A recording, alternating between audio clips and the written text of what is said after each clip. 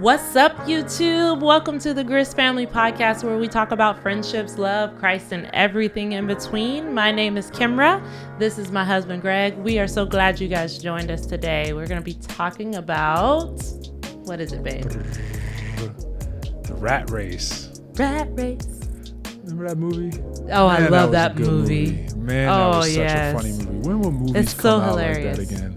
Yeah. Man, the 90s. Man, those were a glorious time. In case you didn't know, The Rat Race was a movie with, I think it was Cuba Gooding Jr. and John Lovitz. It was a whole bunch of people and in Whoopi there. Goldberg. It was so funny. Seth Green, yeah. Oh my traveling gosh. across the world for this money. The country, the U.S. Traveling across the US, country yeah. by foot or by car or whatever they had, except plane. Yeah, they just couldn't fly. Oh my god, that joint was yeah, so yeah. funny. They could fly or whatever, but one girl, she was a pilot and crashed her helicopter or something like that. It was funny. Y'all have to check it out. Yeah, we gotta find that funny. on the streaming in the streaming joint. So, but yeah, today we talking about the real rat race. The rat race that y'all stuck in. Mm-hmm. Yes, we all are. We all are. I'm stuck in it. Well, I get stuck in it. She gets stuck in it, and we all get stuck in it for sure. Yeah. So let's get into it. What is the rat race? All right, y'all. So we are here talking about the rat race. So first off, before I give my take on it, babe, what is the rat race? Well, in your mind, what does the rat race mean? Okay, so for me, the rat race is like you doing everything like a robot, basically. Like you wake up, you go to work, you go, to school or whatever you're doing, and you get money to pay for your bills, and then you come home, do that 5 days a week, go on your weekend, and then do it all over again. Do it all over again. And what is it called? Rinse, wash, and repeat. Rinse. That's what it is. I know, right? There's always that online. The what is the other one? That's learn, do, repeat, or something. I don't know. Something like that. Yeah, but yeah, that's what the rat race is for me. It's all right. Yeah. I feel like in what a rat race really is just like, it's just the mentality like that you just get stuck in, that hamster wheel. Mm-hmm. But it's a rat race, so it's like the rat wheel. The rat wheel, right? Yeah, why do they call it the rat race when it's really like the hamster wheel? Yeah, because you keep turning. Because you're getting caught up in just the everyday life. Yeah. And because there's just certain automatic kind of standards that you feel that your life needs, so that you do whatever it takes to make sure your life doesn't deviate from that. Yeah. And so we end up, getting jobs, and we go out and supporting our family, date, or we make sure we take X amount of vacations a year or whatever, or whenever. And you just kind of get in this loop. It's a loop. And sadly, something that's just, as I'm even talking about it, sadly, I feel like I'm realizing like it's kind of based in a selfishness. There's like, and not in the sense of like, this isn't to like antagonize anybody or demonize or anybody, because we're all human. We all get caught in the hamster wheel, or in this case, the rat race of just life. You get up, you go to your job, and then it's like the heck with anybody else. It's like, I'm too busy to do anything else. Yeah. So you just, it's all about what we can get out of it for ourselves. Because and when I say we, I'm talking about like us and our families, because thinking, we all care about people, but do we care about the people outside of just our four walls at home? And I feel like I know we're certainly in a season of life just right now where God has us like reaching out to people and like getting out to people like outside of our four walls. We serve with our church, and and it's kind of reminding me of the stark. But even that can be, and I'm not. Even that could be a rat race too. Yeah. So don't let any church work or ministry get you caught up in the rat, because really the rat race is a mentality. Yeah. And really it's so that's kind of like mine. We'll get more into it. I don't want to talk too much on what it is. But, so For this episode, though, I wanted to keep it trim. So, I ain't trying to go all over the place. We ain't trying to go long. We've been a little unorganized, y'all. I ain't gonna lie. We've been a little unorganized. Our notes been all over the place. So we're trying to get back right. Yeah. We're trying to get back right. All right. So we're gonna focus. Out like that. I'm just kidding. Listen, I'm gonna call this out. I'm gonna call this out. So this episode is gonna be about, well, for one, like our economic status. So talk to us about like the rat race that we get into with like our economic status, meaning like our job, like how much money we have, how many, cars or the things like are the items, the things that we buy. Yeah, like you just get stuck in that mentality of, oh, I gotta work here and hard here so that I can get to the next step, and I can get to the next step, and I can get to this and that.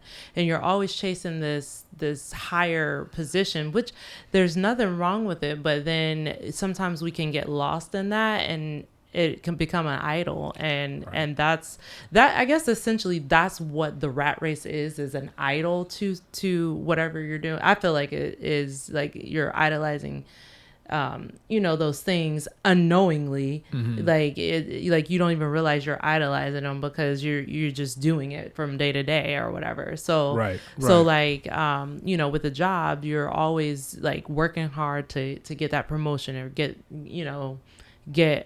go to school to get that job, and stuff like that, so you can get paid, because unfortunately in this world we have to use money to pay for things. So unfortunately, back in Jesus' day, they just got to get back to the barter they system. bartered. Got to get back to the barter system. That was not that bad. Look at the Zoomers out there asking, what is a barter? What is this barter system? How can one get it? Yeah, how does this work? Just basically kidding. Barter system is the trading. Yeah, you trade some gifts or services. I do my services for you. You do your services for me.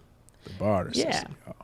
It's a good way though. It's a good way. That might have to be a whole other episode. Can we get back to the barter system? Like for real, like we on certain things, because I feel like it would destigmatize this idea that this person's work is more important than that person's work. And that's what because like, everybody, like at the end of the day, everybody works hard. Like if you have a job, you're working hard to do your job. Right. So it's like, okay, so how are you classifying this person's job worth this much versus this person? But this person is getting the same crap as this person. Right.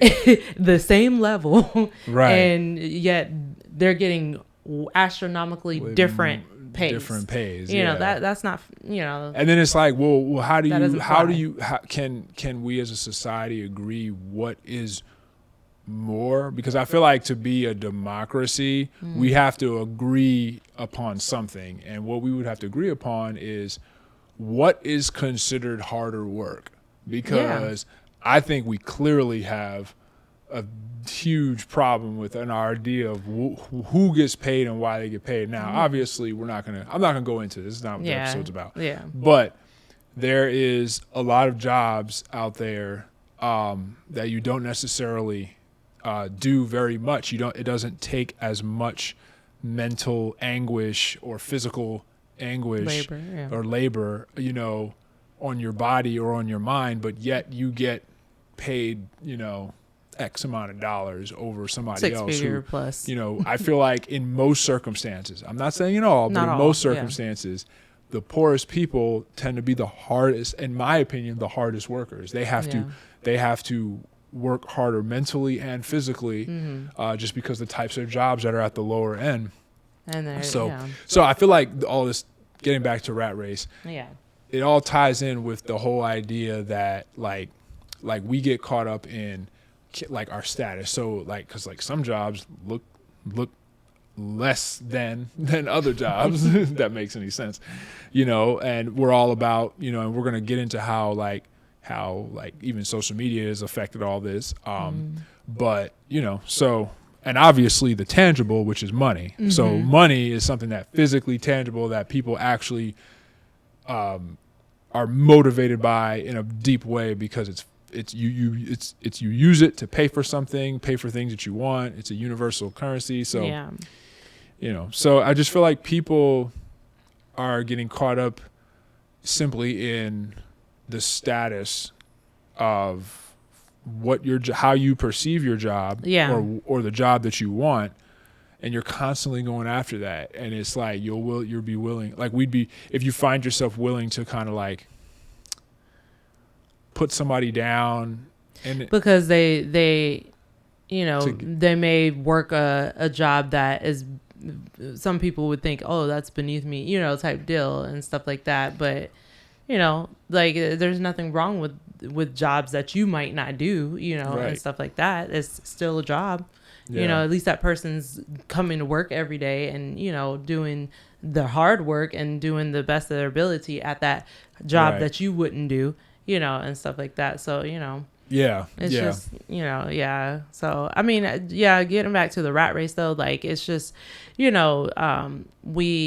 and I feel like we blame society a lot, because society, like, again, it messes you up or whatever. But like, that's what society puts on us. Like, you have to have this job, or you have to look like this status or whatever in order to be somebody.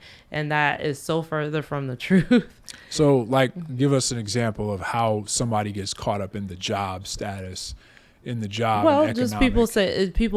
it starts from like parents wanting their kids to go to, school for lawyers or doctors or surgeons, whatever the case may be. And they're like, oh, I need you to go to school. And the kid sometimes doesn't even want to do that, but they want to please their parents. That's a whole lot. So they do go to school, and and then they do pursue this career for 10, 20, I don't know how long 20, it takes. 30 years. Yeah, and then it's just like they're not fulfilled, because this is not what they desired to do in the first place. It was their parents, goal, Right. or whatever.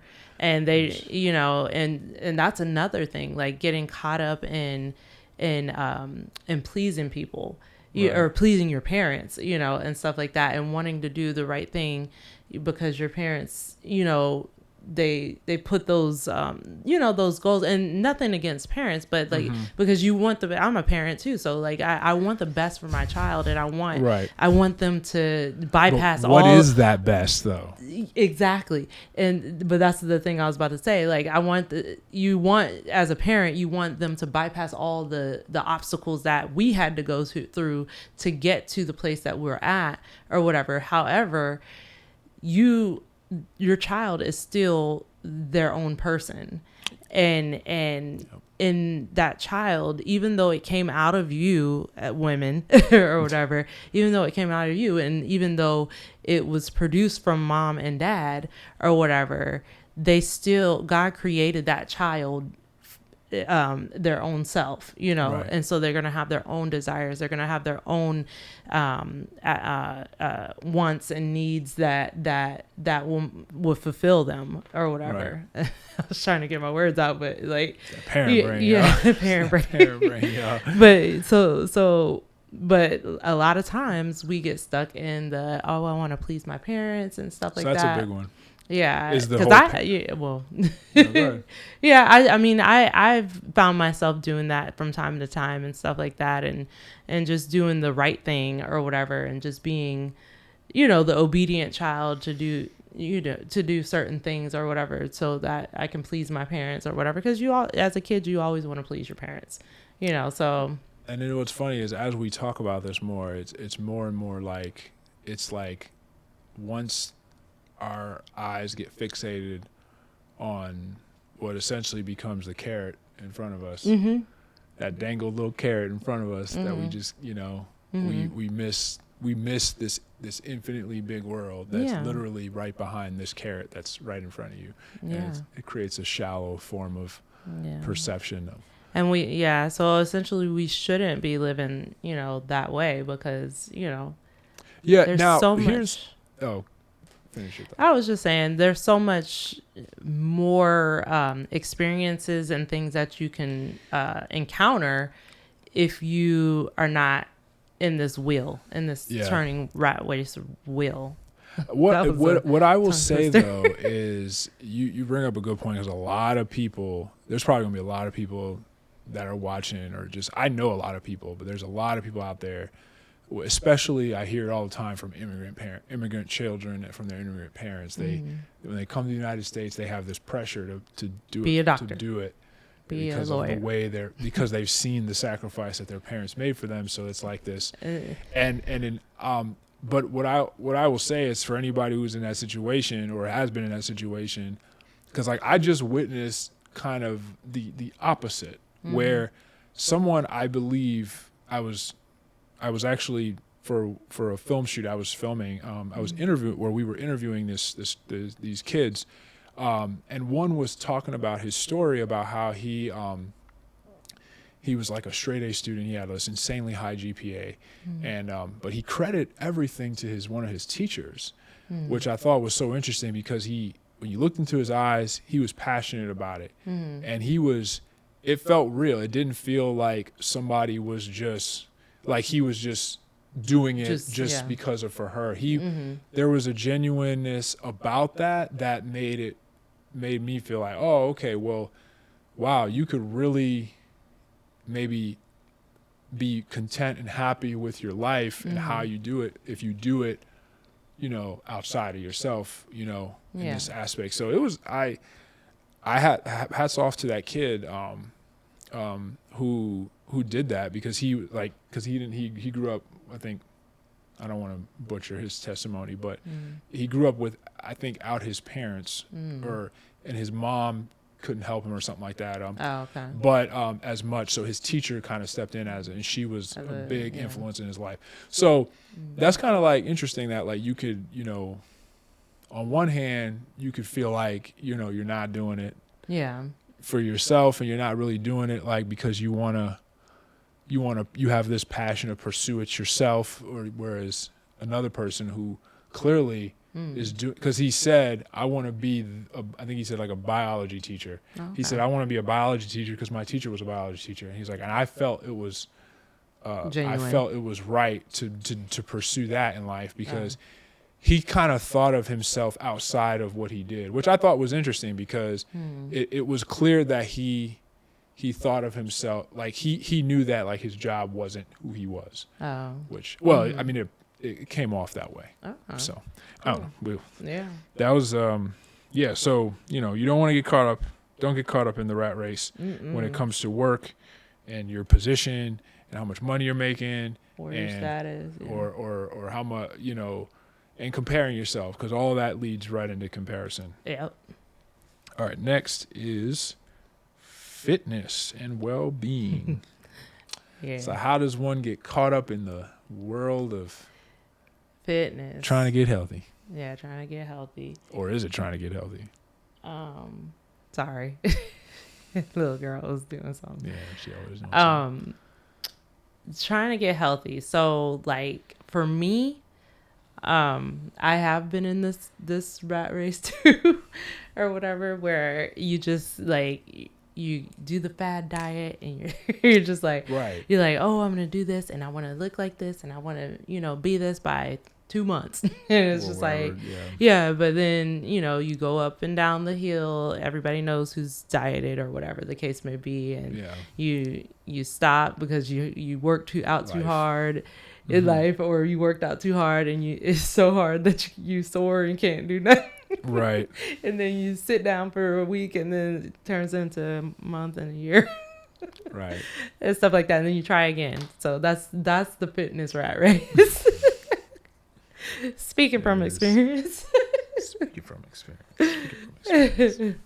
So it's just like constantly, and like you were saying earlier, like comparing yourself to somebody, like that I think is the most part about it is just always trying to compare yourself to somebody else, when you should just be okay and content with who you are. And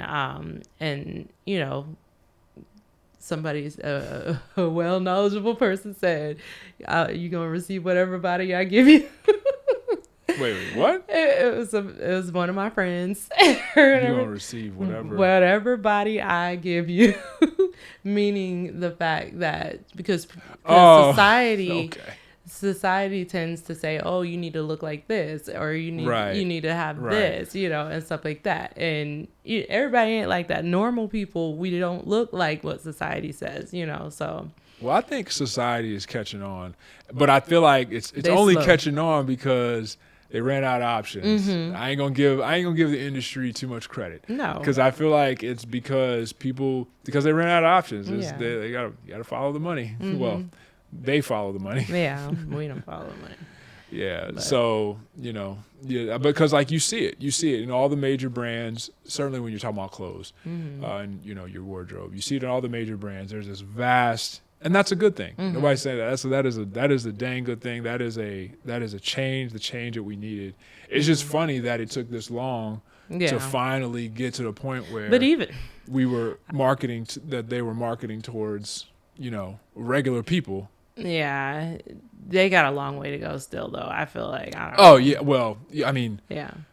but you got to think 10 years ago. Oh yeah, I'm talking for sure. about Yeah, just you're in this just last saying decade. the change that has happened. So The change yes, that has, change yeah, has you have to happened, give yes. credit where credit is I'll due. give that credit. Yeah, But it doesn't mean that. I'm not saying it means that we're the destination and we made it. But no, but like you see it, it all online. Even everybody's been on Facebook and then had the random lingerie, the random lingerie salesman. Y'all know who y'all are. Shout out to y'all. The random lingerie ads. I think I need one of those. You see people of all shapes and sizes and colors, and that's good. That's good. I mean, like if you're gonna, if you're gonna market, you market towards everybody. You know what I'm saying? Like, Yeah, it better be appropriate though. Gotta be appropriate though. yeah, because everybody deserves to feel comfortable. Right. Yeah. Because there's got to be there is something to this representation thing. You got to there has to be, it helps. It shouldn't be everything. It shouldn't be this big, thing, but it's certainly the presence needs to be there, and it needs to be there, not because you're forcing it down people's throats, but because Yeah. it should be the norm, because it should be a reflection of you celebrating them. Yeah. Yeah. So True that. with to kind of stay on this The more subject. to stay more on the fitness subject, kind of let's pivot more into the food trends. Oh. So So 'cause what diet where have do we you went in eat? the last- What type of diet are you on? Yeah. All the vegan and the paleo, keto, and I don't even know all of them, but it's just like, Right. Everybody I've tried some of them or whatever and stuff like that, and I've went down paths of different diets or whatever, and I realized when I'll just say it. I was vegan at one time or whatever, and I was doing the vegan thing or whatever, and but I thought about it when I was doing it, and I was like, why do I have to label myself as this, like, and it felt, I don't know, like it felt like I was fitting into a box, or forming myself into this box of veganism, and not knocking any vegans or whatever, but just that's the way I felt, because I had to label myself. And every time you go to eating or gatherings where there's food and stuff, and you have to explain yourself, oh well, I'm vegan, because I don't eat this, and then people are like, oh well, what do you eat? You have to explain all that, and it's just like, people make this a bigger deal than it is, and it shouldn't be that big. It's just food. Like at the end of the day, I feel like it's just food, and their argument is that this isn't just food. The vegan argument is that people that, and then you need to eat healthy because this is what is healthy, and there's science to prove that eating meat is which not I do believe. healthy. I do believe that, or you can't have a healthy life eating meat. That's kind of the. I do believe that. I do believe that it says it literally says it in the Bible that God gave us the plants to eat to nourish our bodies. So it literally, I do believe that for a fact. My argument is, though, I guess, labeling is the issue that I had, because I didn't want to, because then, people start calling you out. Oh, you're wearing leather, or you're doing this. Well, just because I label myself as a vegan because that's how I eat doesn't mean that, I'm the vegan that is, the animal, Yeah, some people feel like they have to, and not that I kill lifestyle. animals, people, but like I'm just not. I never was a lifestyle vegan. I was strictly for health, and that was what it was for. So it wasn't like, oh, I'm not gonna do this, I'm not gonna do that. But I just felt like I had to fit into this box of that, and I'm no longer vegan, but like that, there's different reasons of that, but just that was an example of like being in that rat race, because you're always having to fit into a box of a diet that you do. So Yep. and I don't feel like we should, like, do what's best for your body. Like, everybody is not the same. Again, I said it at the top of this video, is God created us all unique, and yes, our molecular build makeup is unique, and it's going to be unique to your cells, your DNA, and stuff like that. Some people can have this, some people can't have that. So at the end of the day, Greg can eat probably a whole bunch of hamburgers and not gain a pound, but if I do that, I might gain 20 pounds. Gone. It sticks now. But that's what I'm just saying. It's just like, everybody's genetic makeup is different, so everybody receives food differently and interacts differently. Some people have allergies. My sister has lots of food allergies, and she can't have what I eat. So so it's just, don't get so caught up in that. Yeah, do what's best for you. I ain't never got caught up in that. I always stayed in my lane. I ate what I ate. I ate what I wanted, which was not a good thing. Trust me, this was did not mean I was on the right track. But you can do some health changes. I'm kidding. No. Yeah, I definitely can. It was like the day I hit 30, man. It was just like stuff changed. It's like, true, y'all. It's true. It just started sticking, man. It was like within months, I was just like, wait a minute, hold on, hold the phone. I'm like, a little fluffy. What's going on? You start pushing your stomach, and you're like, the heck? What is this? Yeah. But. Yeah, so that's what I would say about that. Just don't get caught up in that race of always having to fit in a box. What you get from this video is, just don't try to fit yourself in a box. You're not meant to fit in a box. And don't be a part of, even if you are, because what's funny is, like, the whole labeling thing is a whole nother, that could be a whole video in and of itself. Mm-hmm. Labeling is one of those things that we all use political because it's an labeling, instinctual thing it's just a form of identification. Yeah. And that's the innocent. There's innocence in that. Yeah, for However, sure. The thing that's very not innocent at all is how we destroy ourselves. We think very inward, and we're like, and we think very, very linearly. That was tongue is that twister. even the word, linearly? Linearly. Yeah. Yeah, linearly. just linearly. Okay. Yeah. No, that's one of them words. Yeah. I'm sorry. Sometimes words do get me. We're not this like linear robot where we can like the moment we kind of adopt things that we like about something, we have to be all of that. Yeah. You know what I'm saying? Exactly. Like, yeah. And all that's or kind of nothing, like, baby. it's like, like some things are not all or nothing. Like, I mean, certainly when it comes to like lifestyle, Yeah. some people, like you said, some people react differently. Yeah. So anyway, don't get caught up, guys. It ain't that serious. Like, and we're going to talk about it, but there's bigger things that you need to be caught up in, and it's not any of this rat race stuff. Oh yeah, we're gonna get to the real important stuff, because we're gonna tie all this into Jesus. Jesus. My voice is back, guys. You're the lover of my soul. I love that song. What song was that? Iowa Worship. Love that song. It'd be like, Jesus, Jesus, you're the lover of my soul. They're like worship group out in LA. I They don't know make some that good music. song. Shout out to Iowa Worship if you're out there. I doubt they're watching, but but if you're out there, love y'all stuff. All right, last but not least, let's talk about social media, getting caught up in the rat race of social media, and how, because really social media ties in all the major things that we focus in life. So our, our job, our economic status is a place where we try to display on social media. Our fitness and health is a big one that we try to display on social media. Yep.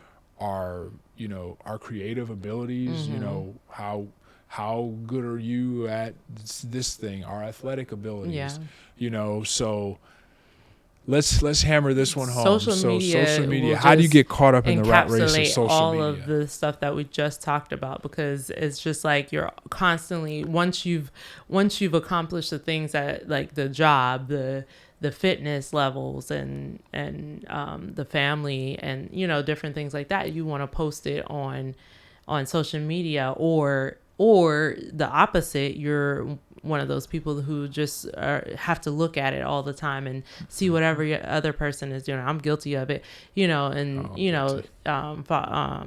finding out things about celebrities, or just your friends and stuff like that. And you wake up in the morning, you look at your phone.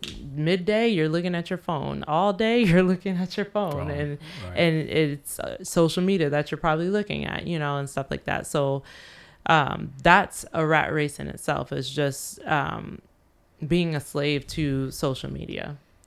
And, that could be either you posting or you consuming, so yeah, social media is like just the pipeline. It's like it's the way, it's the way in which we actually get caught up. Like, caught up. We get caught up. Yeah, like it's the actual way we get caught up. So I feel like that's kind of the difference between what we just talked about and what we're talking about now, is like, whereas, obviously before social media, you everything was just in person. So these same avenues, these same, things that we get caught up on, they still existed. You still had fitness things, but a lot of it was either in television commercials or in person. So that was it, or magazines. Magazines was a big one. So the medium has kind of changed more to just social media. Social media just kind of swallowed up all those, avenues, and basically became the form of, everything, where things happen. So like, and you just, like, you can get, for one, you can get caught up in like your followers. Yeah, you have to be aware of it. You have to be aware of it, because it can sneak up on you like a lying, like a prowling lion. But how do you not let it sneak up on you? Well, you can minimize it in your life, and have a structure to that, and what am I saying? Not a routine. You can have. Why can't I think of the word, like the timeline of how long you're using social media, if it is just a part of your job. Like if you work in a place where you need to advertise or whatever the case may be, then have specific times where you say, okay, between this time and this time I will post or whatever I need to do, and then I'll get off, and then I won't mess with it for whatever time. So you know? I'm actually terrible Structure. at that. I'm actually What I was trying terrible to at say. that method. I'm very, very bad at that Oh, method. yeah, you are. I My can method relate to of getting away from the things I know I'm not supposed to be, consumed by is magnifying the importance of the time and the things that I value most. So obviously, like, it's my relationship with Christ is overall. So I make sure that I consult. It's more of a consultation with Him, where I am now, because for me, trying to do the whole, like, I don't know, I discipline myself, differently than other people. But I feel like there's people out there that are probably like me, where it's hard. It doesn't feel natural to try to create a fence. You know what I'm saying? Whereas I need to know that, the value of, because if I notice that I'm starting to consume too much of something, I immediately go to the source, which is Christ, my Savior. I go to Him and say, man, because like I need a mediator. I need somebody like a mediator, and that's what Christ was for. He was, He stood up for, He stood up for all of us so that we never were alone. Because for me, I feel like if I'm gonna have to do this kind of line in the sand type of discipline, I'll never do that. I would never be able to do that without Him. So for me, it's just about acknowledging Him in whatever I'm doing, whether it be, playing my card game, online, or whatever hobby or whatever thing I'm, whether it be, watching a movie or TV or whatever on social media, no matter what I'm consuming, since we're talking about consuming, I make sure that I consult with Him and I just bring Him in, because like I said, for me, it's this whole line in the sand discipline thing without acknowledging Him is just, it never wins. I for me. think the line in the sand, though, like I feel like the benefits to that is that and because I'm a line in the sand type of person, I have to give myself the boundaries or whatever. So I feel like the benefit of that is that you can catch yourself way before you've gotten too far in. Yeah. And I mean, yeah, you might be better at catching that before you get too far in than I would be or whatever. But I still think that having those boundaries set will have you better, or well, let me not say better or whatever. That for me, it's better for me to have those boundaries set, because I won't get too far gone.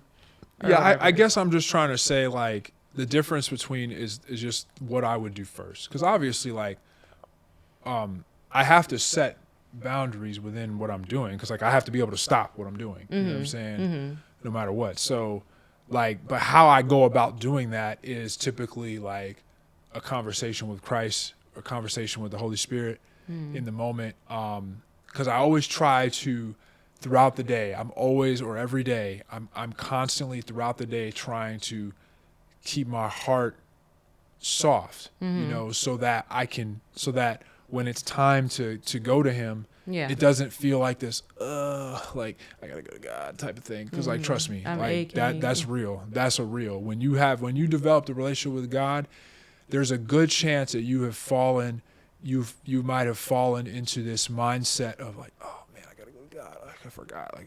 Oh, I got.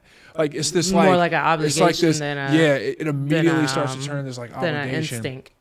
And get out of that. If you're in that right now, get out of that. And because like that's not healthy. That is just the most unhealthy thing you can do, because he's freely there. You don't have to. You don't have to. He's not an obligation. He's not an obligation. He's your father. He's your You know what I father. mean? He's your friend. He's gonna be there for you. He's the one that you can talk to about anything. Yeah, that you struggle with. And so. quite frankly, that's what empowers me to even be able to draw the line in the sand in the first place. Is that that feeling of like, oh man, like my father, he loves me, and you know, I know no matter how much because he knows the thoughts and everything that passes through my mind. He knows where I get tripped up. He knows where I stub my toe. You know, he knows everything. So, like, I just feel like that's where my power comes from in the discipline part. Is it's just like, because that was early in my faith, was because I asked God about my whole discipline life. I mean, these are some of the personal things I asked God about. Like, God, I was like, Lord, I've been terrible at discipline. Like, why am I so not disciplined? Like, why can't I just, like, because I feel like some days I can do something. I feel like I could do something very well, and I will stick with it. And then just like, there's a lot of days where I'm just like, oh, I just no, like it's just like no, you know. And then so that was my personal walk. I mean, so I mean, but you know, oh man, we kind of got off. But with social media, you know, the whole followers and likes thing, you know, like these are all things that like. You start, once something is like quantified, you can start adding that to like, it starts to become like a tally thing. Like, oh, like I got like 5 extra likes, or I got, you know, like, ooh, like this one got to this many likes, or I got my thing to this many followers. And there's nothing wrong. Again, there's nothing wrong with enjoying a little social media and stuff like that. We're talking about the excessive, to where it's something that you need, or you feel that you need on a daily basis. That's when there's a problem. Well, you know, what would you say to people? What do you believe excessive is? Well, that's subjective. Like, I mean, is it?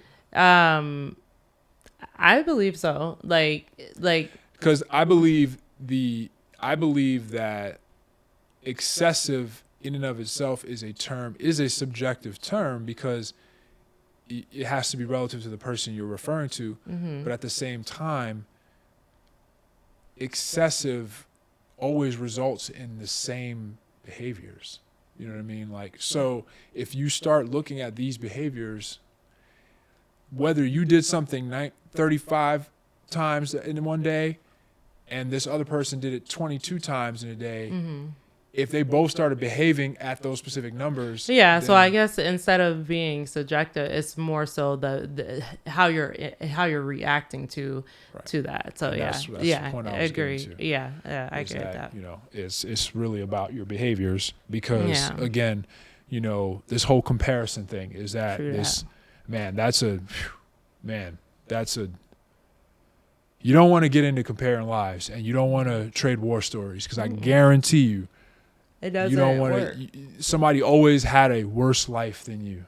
I guarantee you. But that doesn't mean that that doesn't put down what you went through. Yeah, because what you go through. Because we look at people that have seemingly really good lives on, you know, people coming out and they committing suicide, and they have they have this amount of money in their bank account. They have this status on their political status or their business status or whatever, and they're coming out and they commit suicide. Everybody has issues, and we have to remember that we're all human. We're still human, right? Even if whatever status or if you want to do status or whatever status you are, we're still human, and we do have issues. We still have family issues. We still have sickness issues. We still, you know, all these different things, struggles and addictions, whatever the case may be. So, you know, at the end of the day, it doesn't matter about your status, because your status is just that. It's a status, but it doesn't mean anything. Exactly. Because you're still a human, and you're still going to go through struggles. Right. Ain't nobody on this earth that is not going to go through a struggle. And and I will say this, your threshold of pain or anguish or just that threshold, that end, is not your measurement of strength. Hear me right. Your threshold is not the measurement of your strength. Yeah. Like, the measurement of your strength is how much you believe in God, that He saved you. Yeah. that you have peace and joy. That's to me the your measurement strength, of your strength. Mm-hmm. Like your strength has nothing to do with your ability to endure. Like did you endure with him? Mm-hmm. Yes or no? There you go. Yeah. If you didn't, then you didn't. You try to do it on your own. Yeah. But if you did, that actually was your strength. Yeah. Because all you do is if you think that you did something on your own because you walked in your own shoes and you actually made it from one side of the bridge to the other, Mm-hmm. then all you did is you just propped yourself up. Mm-hmm. And then when it's time to go face something harder and much more difficult, you're going to be looking at that old bridge and talking about, well, I did this, and then when it knocks you down, like the famous saying, Mike Tyson said something very powerful is everyone's got a plan till you get punched in the face. Mm-hmm. When you get punched in the face, what's your plan? Mm-hmm. And it better not be what you did 2 days ago or 2 weeks ago or 2 years ago. You know what I'm saying? Yeah. I love that saying because it's like, it's so true. And he, shout out to Mike Tyson out there. We love you, Mike. Yeah. But, okay, let's, come on now. It's that iPhone. I have never heard, I have never experienced such a hater more than this one right here. She is an iPhone hater. Eventually, we're going to have to just bring her over, y'all. That's how the haters always start. They always start like that. All the way. Pixels. I used to love, I started with Apple. I left Apple because they were really annoying. What's funny is I left Apple right around the time a lot of people started leaving Apple, and I didn't realize it. The Apple was changing their whole thing. They were all about design, and it just had to look pretty, but it wasn't performing. Like I needed a good machine like it used to, and they finally started putting out some good. So now I'm back. So that's my little history with Apple. I love Apple. Anywho, we kind of talked about that. What are the signs we're caught in the race? So what is a sign? I mean, if we haven't said that specifically, what is a sign? Just feeling like you're lost and you just I don't know, like just feeling like there's no growth. I feel like there's like no growth. You feel like there's no fulfillment. I think to me the number one is you're tired. And you're tired. And when I say that, I'm not talking about just being tired like from your day or whatever, and well, definitely not sleepy. I'm not even talking about just being like tired because you had a long day at work. I'm talking about tired like I'm tired of doing this. That likely is that's the biggest sign that you are in the rat race because you're not doing it you're doing it for kind of a really I feel like there's shallow reason. Yeah, there's no purpose. Like that's what a big sign is. Like you feel like there's no purpose. There, like I said, no fulfillment. You're not doing anything to help anybody or to help even yourself, like, and stuff like that. And not in a selfish way, but just like in a, you might be struggling financially and just trying to help your family survive, and stuff like that. That's what I'm thinking about. Yeah. And I mean, like, so hear me, like, it's not, and I posted this on Instagram the other day. I said, right and wrong is a slippery slope, but Jesus is a firm foundation. And what I mean by that is we get caught up in this idea that we're this kind of idea that we are clearly understanding this right and wrong. But what is your right and wrong measured from? And that's where I simply put, Jesus is a firm foundation. He is my scope of right and wrong. So, and we tend to just look at, when we're thinking about those kinds of things, we tend to just, by instinct, just kind of like look at, whether it be the commandments or or just laws in your country or whatever, you know, and that was the very thing Jesus, you know, tried to abolish. He tried to obliterate that. Like, he said, no, like, this is not the way. And he said something very powerful. He was like, you know, I will write the laws on their heart, you know, and that was just a deep moment because it reminds me that the focal point matters. So the very first thing that you go after is him. Then you start, And then everything then else. you flow from that. It's two totally different ways of thinking, Yeah. you know, Yeah. and so, you know, that's simply, to me, like, you know, one of the biggest signs is you're tired. Yeah. You're tired of life. And if you're out there tired, like, you can turn Find your around. Like, fulfillment. you can find your fulfillment. Like, you could turn the other way. Because we all do have purpose on this earth. And our purpose, and this is where we were getting to, is our purpose is to preach the gospel and share to everyone the good news, you know, Right. about Jesus Christ. He died on the cross for our sins, and he rose again.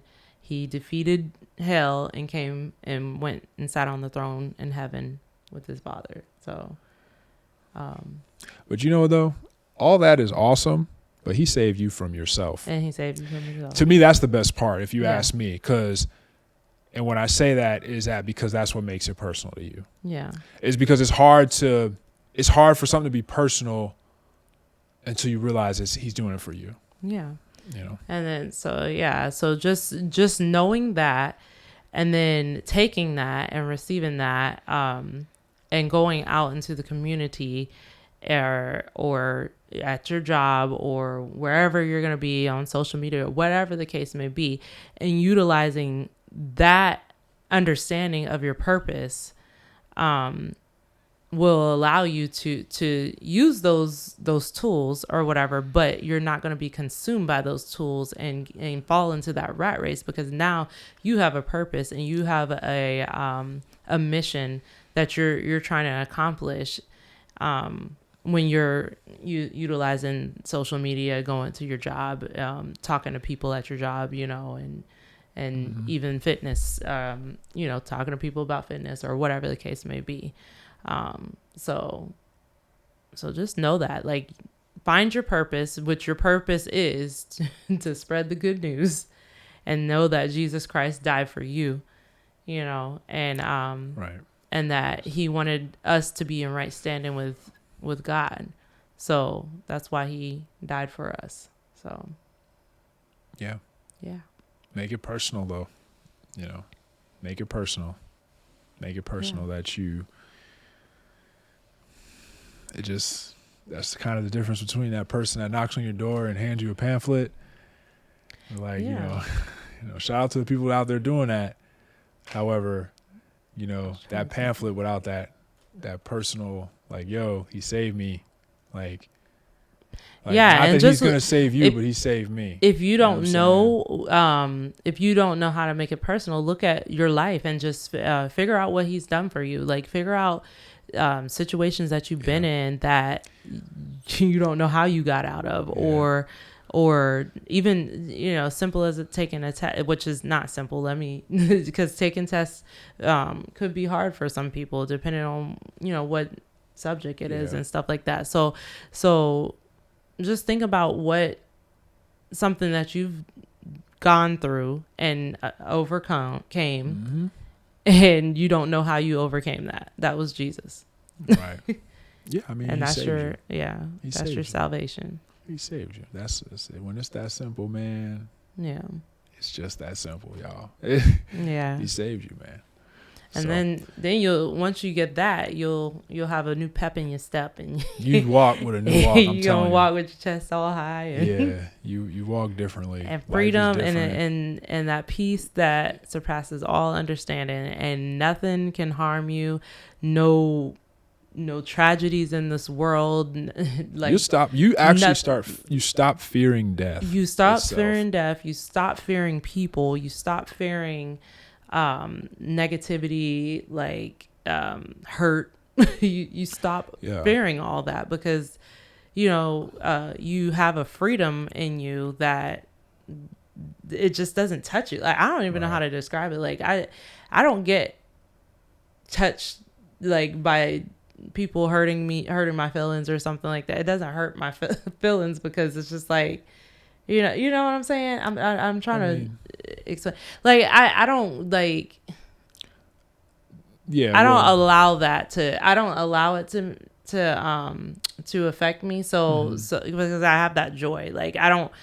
Okay, you want to be mean? Well, that sucks for you. I mean, there's moments of weakness, but what we're referring to is we're not talking about moments of weakness. We're referring to the